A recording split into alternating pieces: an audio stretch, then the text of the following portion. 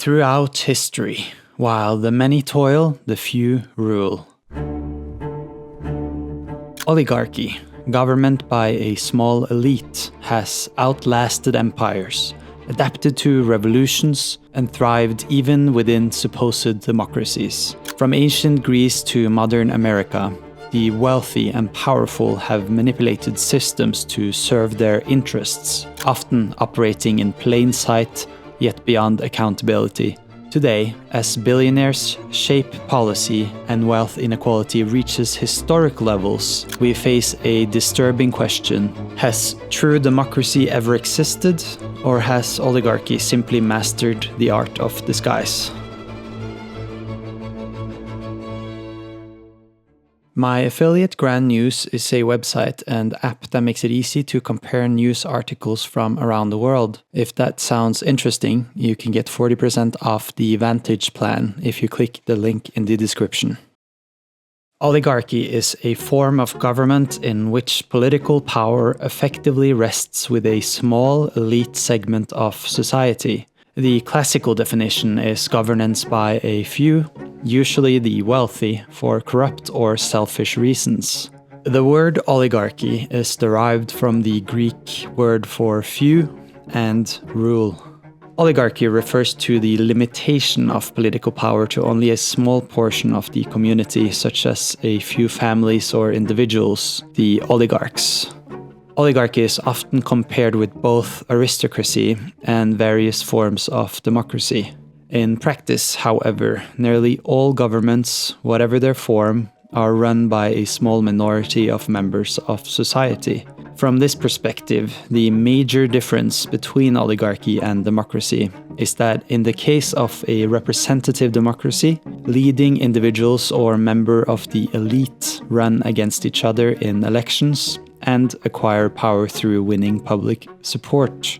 In an oligarchic system, on the other hand, there is relatively little opportunity for any outside player to enter the ruling ranks. When evaluating an oligarchic system of government, the degree to which outsiders seeking to join the ruling class are blocked is a critical factor.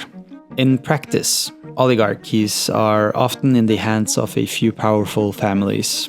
They may not operate publicly, but rather exercise power discreetly, by way of political manipulation and economic pressure on governing institutions.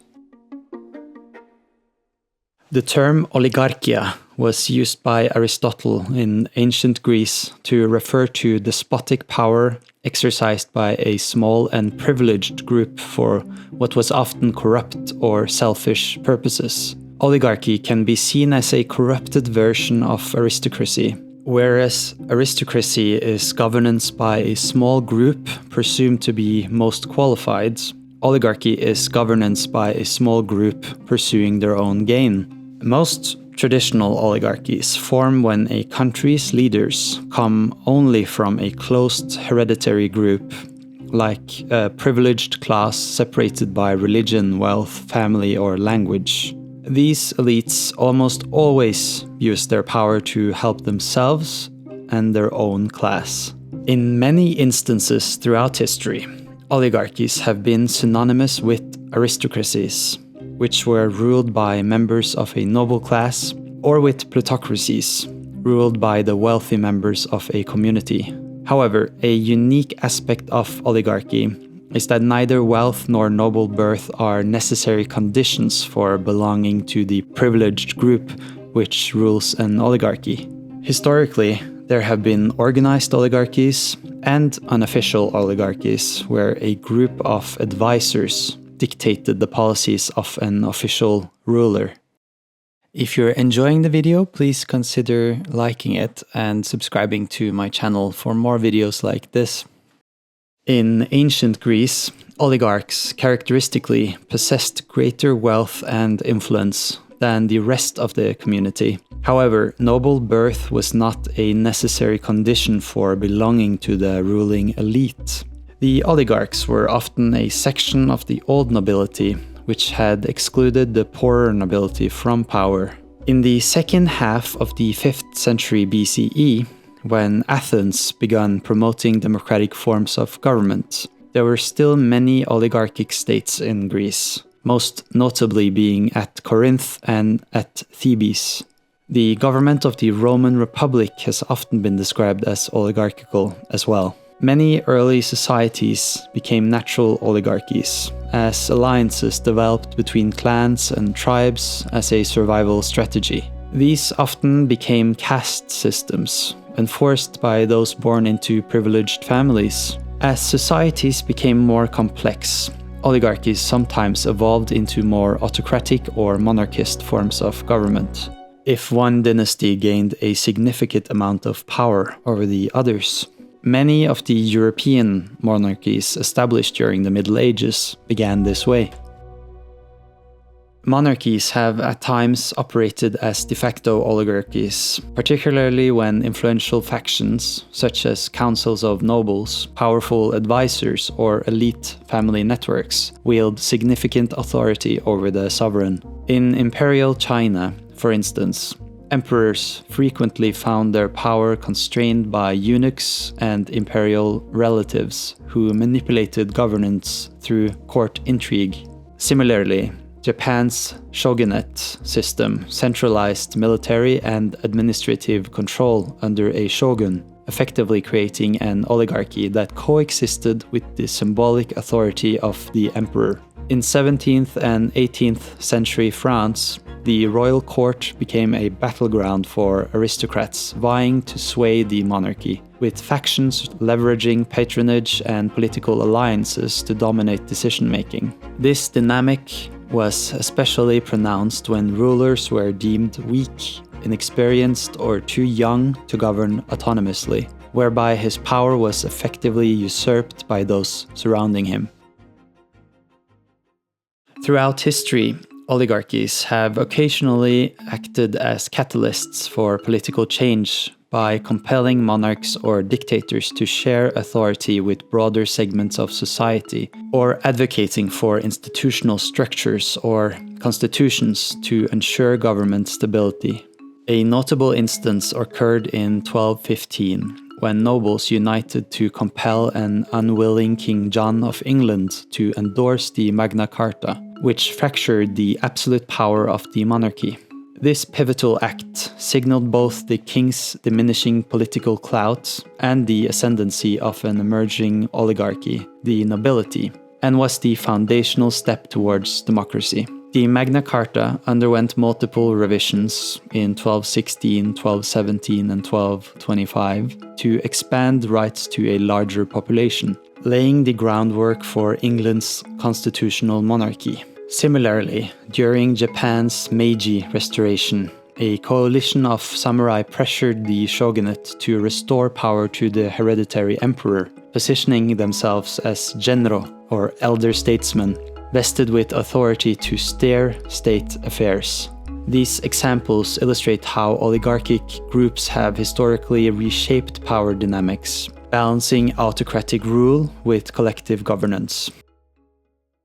Despite the spread of democracy in the 20th century, oligarchies continued to exist, including in countries that were nominally democratic in form.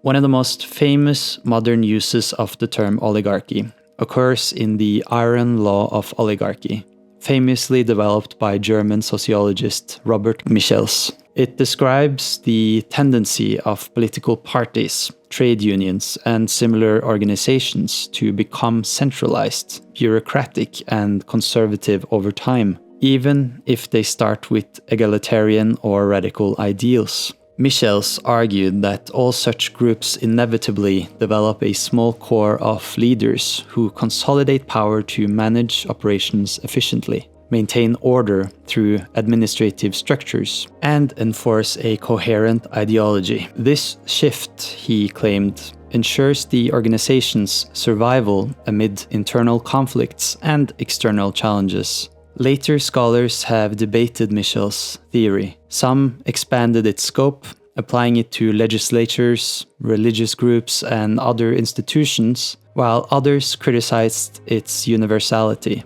Critics argue that the Iron Law is not absolute, pointing to examples of unions and political parties that have sustained democratic practices and inclusive governance despite pressures towards oligarchic control. Critics of capitalism often argue that political power is held by a small number of massive corporations. In a similar sense, a communist society can also become oligarchic when it is ruled by a small group of people with access to resources that nobody else may enjoy. However, a modern government today is so vast and complex, and individuals can use corporations and other means for political influence, which ends up obscuring an oligarchic balance of power. An oligarchy can be challenged through the electoral system of a representative democracy, and very few individuals have the economic resources required to take on the political establishment. Many modern nations that claim to be democracies are in fact oligarchies.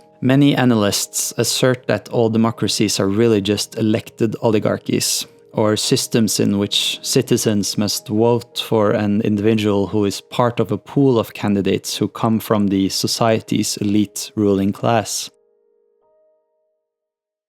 One of the most well-known oligarchies today is Russia, which some scholars claim has been ruled by oligarchy since at least the 1400s. However, the economic liberalization under Gorbachev's perestroika and the dissolution of the Soviet Union in 1991 marked a particular flashpoint for oligarchy in the country's history. Russia's oligarchs rapidly accumulated wealth during the late 1980s and early 1990s via the Russian privatization of the state. They also became politically active and influential in the 1990s as President Boris Yeltsin attempted to steer Russia towards capitalism and democracy. They emerged as well-connected entrepreneurs who started from nearly nothing and became rich through participation in the market via connections to the corrupt but elected government of Russia during the state's transition to a market-based economy. This marriage of wealth and power was not unlike the sugar barons, bankers, and coffee barons who once held sway in Latin America. The result was that politicians ruled the country, but the oligarchs ruled the politicians. A small group of oligarchs financed Boris Yeltsin's re-election in 1996, and as a result wielded tremendous influence over Yeltsin, as well as benefiting financially from insider knowledge of the Russian government. While Putin's government publicly distanced itself from many of the old oligarchs, it is notoriously self-serving and corrupt, and is widely considered to have replaced one set of oligarchs with another. Putin himself spearheaded a constitutional amendment that reset his term limit so he could stay president until 2036 rather than step down in 2020. This type of power consolidation is typical for an oligarchic government. Furthermore, while Russia holds elections, the oligarchs control every aspect of those same elections. It dictates the media coverage and political advertisement, disposes of opposition candidates, count the votes, and so on. Other countries that have been characterized as oligarchies are China and Iran. Leadership in China has been maintained consistently by a select few for many decades in the People's Republic of China. Members of this elite group has been senior members of the Communist Party, as well as those that became incredibly wealthy and powerful after China's transition to a market-based economy. This system has kept the economic and political elite wealthy and powerful, while providing little power and freedom to the rest. In the case of Iran, it has been characterized as a theocratic and clerical oligarchy, as clerics control much of the power structure with the supreme leader at the top. The Ayatollah runs the country with around 2,000 clerical field operatives, with 86 of those forming an assembly of experts who meets once a year to choose the supreme leader. The presidential arm has little formal power, as the Ayatollah has the last word. Additionally, there is a council of guardians with 12 members whose job it is to approve bills passed by Parliament and has influence over who can be elected to political office. The United States increasingly functions as an oligarchy. A study by political scientists Martin Gilens and Benjamin Page analyzed 1,779 policy outcomes and found that the preference of economic elites and corporate interest groups overwhelmingly shape government decisions, while the views of ordinary citizens hold little to no independent influence. When Congress acts, it does so in alignment with the demands of the wealthiest 10%, even when the public opinion diverges sharply. The mechanisms enabling this oligarchic control are deeply entrenched. Wealth concentration has reached staggering levels. Today, the top 5 richest billionaires hold more wealth than the bottom half of the population combined. Not even in the Gilded Age did we see this level of income inequality. During the 2024 election cycle, 150 billionaires poured nearly $2 billion into campaigns, purchasing influence and access. Through lobbying, monopolistic practices, and a revolving door between industry and government, corporate giants consolidate their power. Oligarchs like Musk, Zuckerberg, and Bezos exemplify how billionaire elites shape policy agendas, securing themselves tax breaks, deregulation, and government subsidies that amplify their wealth while eroding public welfare programs. Historically, oligarchic structures are not new to the United States. The American Revolution was, in part, a rebellion against the fusion of corporate and state power, dating back to colonial-era entities like the British East India Company, which operated to enrich shareholders while exploiting and oppressing its colonies and the British commoners. Yet post-independence, the US replicated these patterns. The Gilded Age's robber barons, the military-industrial complex, Big Pharma, and today's tech billionaires all reflect a recurring theme: private entities grabbing state power to serve narrow agendas. Painfully, under Trump, policies like massive tax cuts for the ultra-wealthy, deregulation of corporate monopolies, cutting of governmental agencies, and efforts to privatize public services have intensified wealth inequality and centralized power in a few people. Meanwhile, institutions meant to check corporate power, such as antitrust regulators or consumer protection agencies, are systematically weakened. What can even be done in such a situation? Gilens and Page advocates for robust campaign finance laws to curb the influence of money in politics. Oxfam emphasizes taxing extreme wealth, breaking up monopolies, and strengthening labor rights. History shows that defeating oligarchy demands more than institutional tweaks. It requires collective action, reclaiming public goods, and reasserting local sovereignty over corporate and federal overreach. Oligarchy has endured from ancient Greece to modern America by constantly adapting while preserving its core, power concentrated among the few.